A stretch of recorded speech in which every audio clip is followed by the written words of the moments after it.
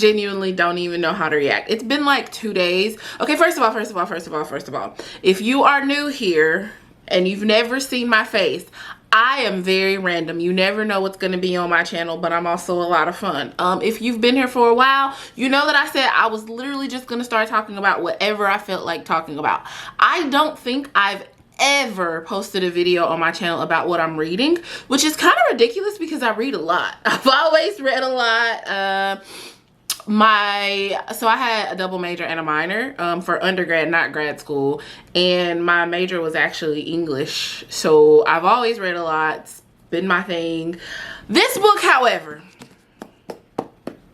I finished it a couple of days ago, and I could not figure out what took me so long to finish this book. I started it last year at some point, and I finished many other books in the meantime, but it's as if I knew that this book would be crushing, that there was something about the tone, something about the way that the tone of this book started let me know that I wasn't yet ready to finish it. And every time I picked it up, I couldn't get very far, and I started to wonder what was going on, because I'm not like that. Like, I can pick up a book, especially like a book of this size, I'll probably be done with in a day and a half. So the fact that this took me months and months and months and months was really weird. But now I know why. I was not wrong. I picked up the tone pretty early on, and I knew like I wasn't yet ready to say goodbye to all of these characters in the way that you have to say goodbye. Although I have King of Scars over there, and I know that I think Nina's story picks up in that book, but I'm not ready to read that either because of this book. I'm not ready. What is this book, you ask? This is Crooked Kingdom. It's by Leigh Bardugo. There is a show right now on Netflix called Shadow and Bone, and I've only watched the first season. I haven't brought myself to watch the second season, especially after finishing this book, because I just don't know that I'm ready. The thing about Shadow and Bone is that it takes the Shadow and Bone trilogy and it also mixes it with the Six of Crows duology. So I wanted to finish the Six of Crows before I picked up season 2, because season 1 was a little confusing because I hadn't yet read Six of Crows. I think I was on like what Storm and Siege, is that one of the books? I don't even know at this point of the Shadow and Bone series. So I wasn't ready to watch the second season because the first season itself was a bit confusing because I hadn't yet met the crows. Yeah, so I met the crows. Kaz and Inej, if you haven't read these books, everything I'm saying sounds absolutely ridiculous, but I would suggest reading them, but you're not ready for this book. Do not read this book unless you're ready. I mean ready to like be very, very sad. So I'm not even gonna go through all the characters because, again, if you're watching this video, I'm assuming that you've read the book or have some type of knowledge of Shadow and Bone and all the things. So in Six of Crows, I didn't really feel that, like Nina and Matthias to an extent. I felt a bit of a connection to Wylan and Jesper. I wasn't so sure, like Jesper more so than Wylan, because Wylan just seems like such a weak character, although I connected with him more in this book to an extent. Kaz and Inej, I am so torn because, man, the things that Kaz has been through, you can understand why he's such a broken character. But I also have an issue with the way that, especially in YA, I mean, I'm a 30-something-year-old woman at this point who's been reading YA for a very long time, since I was actually YA, which I am no longer. The idea of these unreachable men, sometimes even unreachable women in relationships that you love so much, I just don't feel that that's really a healthy thing. However, this Kaz and Inej dynamic was really, it was deep, guys. And so I wanted to continue reading into it because you can understand why Kaz is so broken. Kaz is broken and strong and weak at the same time. Kaz is, I don't even know how to describe Kaz, but Inej, in the start of this book, when Inej had been captured, which I wasn't really sure how I felt about Inej being captured, because Inej has been such a strong character, such a she really has been elusive to all the things that could come her way. She's so good at what she does. So the concept of Inez being captured was something that my brain really just didn't even want to try to process. But so the books, when the book, I don't even remember if this was at the book, start of the book at this point, because again, it's been months and months and months of me reading it. But when Inez was being tortured and they went to break her legs and she essentially told them that they did that, she would hold no value to him.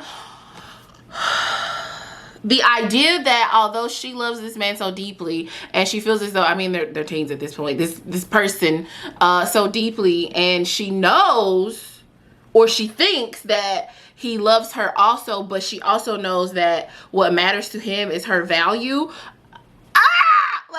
Her value and what she can do. Like, that was one time when I had to put the book down, because just like, that's just so much. There's so much. So after that part when Kaz and Inez are reunited, and Inez is you know, has been gotten out of her capture and all of that, and you're the thing about this book, if you haven't read these books, you're going like, this is, who's this? This is Inez. You're in their different you're reading from their different perspectives, so you're getting a lot of the thoughts, like you're getting a lot of what's actually going on.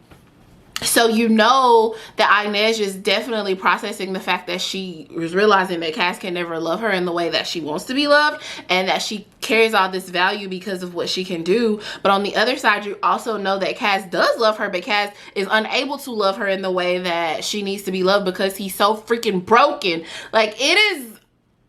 oh, it's really complex.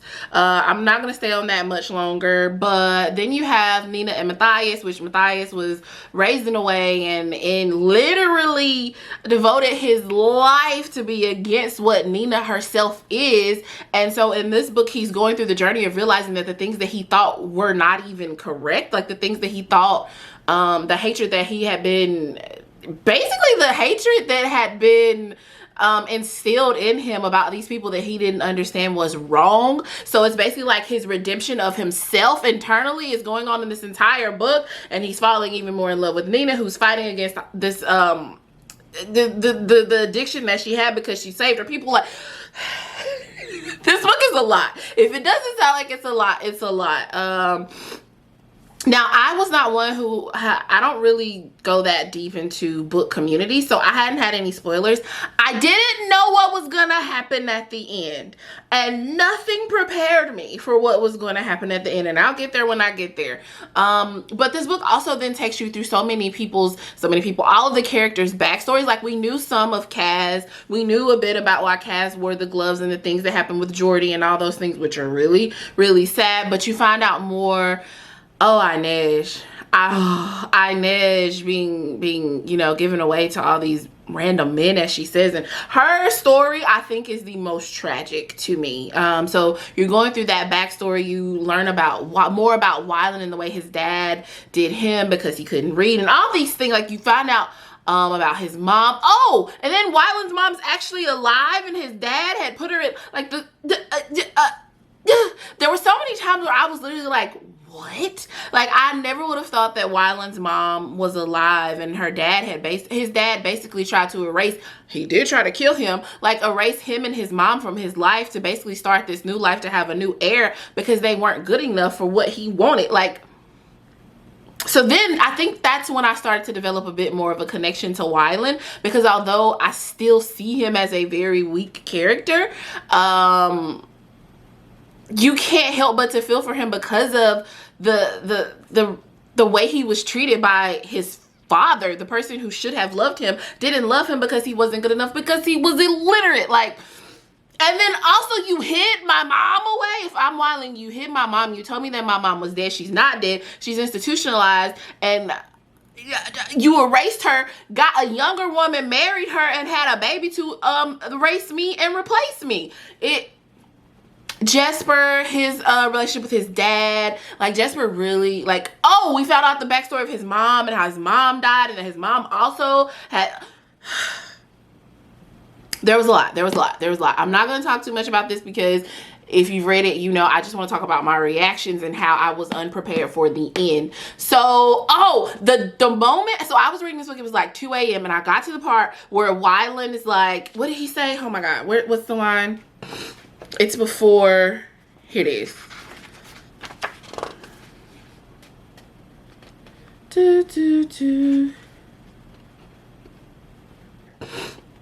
So it's when Wyland had been captured by his dad's people and he's with his dad and he's going through his mind about like how strong his group is. So Inej, Cash, Nina, Matthias, all of them, Jesper. He's going through how strong they are and he's telling himself that he can be strong. You know, I think that Wyland's weak. And he basically says in the end he wasn't as strong as them, and he told them the whole plan. So if you know Cass always has this plans to get out of everything. So Cass had this massive plan and Wyland was aware and he tells them the plan, and I'm like, I literally went, oh it's literally what I said. Like, he told the whole story, everything's gonna fall apart, and I was like, are they all gonna die? Like, I didn't know it was gonna happen. I hadn't really considered that someone was gonna die, but in that moment I considered, well, all of them are gonna die because Wyland told everything. But of course Cass actually had a even more detailed plan to get out of it and turn everything really into their favor.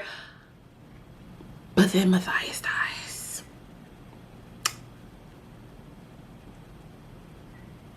You know, there are some fictional character deaths that I'm just like, about. But this is not at all close to like a Dumbledore death or a Sirius Black death, but that was,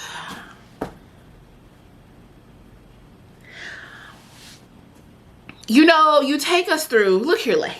You take us through this whole redemption arc internally of Matthias, and in the moment that he thinks that he can also bring other people to that realization, essentially bringing other people to the light beyond hatred, and a nameless kid shoots and kills him, takes him away from the future that he could have with Nina. I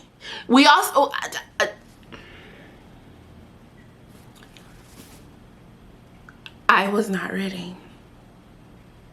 I'm not gonna go through the rest of the book because when Cass brought Inej's family, like, there's so much more that had me like weeping essentially, but I was not prepared for this book is what I'm trying to say. All of that rambling to say, I was not prepared for how sad so many of these parts of this book were. And so I don't know if I'm ready to read King of Scars. I'm looking at it because it's sitting on my table over there. I don't know. I don't know if I'm ready to watch Shadow and Bone season 2. Like, I don't know how many seasons Shadow and Bone is like expected to have. If Matthias dies in that season, I just quit. Like, anyway, that's what I recently read. I'm thinking about reading King of Scars next. I also have the Hunger Games book. Is it a prequel? Is it a prequel to the Hunger Games? Like, that book is going to be a movie later this year. I have some other things that I could read, but I don't know if I want to stay in this universe right now. Like, should I stay in this universe and just get it over with? Because I have King of Scars and I have Rule of Wolves coming. Is that what it's called? Rule of Wolves? Which I'm assuming has something to do with the Druskeli, because in my head I say it many different ways. Because Nina is going back and wants to bury Matthias. And you know, the wolves were their animal that they were connected to. He spoke about his wolf and how his wolf was left, and he worries about his wolf, all the things. And now he's dead. We don't know what happened to his wolf. Do we know what happened to his wolf? What did they say happened to wolves? Weren't they like abandoned and had to go back out if their owner died or whatever? Anyway, so I assume that it has something to do with her getting entangled in that. I don't know. I don't know. I'm literally just trying to imply that from the title. But yeah. If you want an emotional roller coaster, go ahead and read the Six of Crows duology. If not, don't. Because it's a lot. But I just want to talk to you guys a little bit about what I'm reading right now and what I'm planning to read. Do you guys enjoy reading? Like, if you're from If you're here from my channel from other things that I like to talk about, do you also like to read? Do you have any book suggestions? So I really like YA. I like young adult, even though I'm not a young adult. I like fantasy. I don't really like sci-fi. I like more like dystopian type things. I really like books that do world building really well, because I like to see those things in my mind. I like to be able to visualize those and build them along with the books. And now what tends to happen, even in the stuff like Shadow and Bone, most of the time the way that I built the world in my head is not the way that they are then displayed visually for other people. Like Shadow and Bone, the show, looks nothing like how I envisioned it in my head. And so sometimes that can be a little bit problematic for me, but yeah. Anyway, I just want to talk to you guys about what I am reading or what I have read. I hope you guys are having a great day, and I'll talk to you again soon. Bye.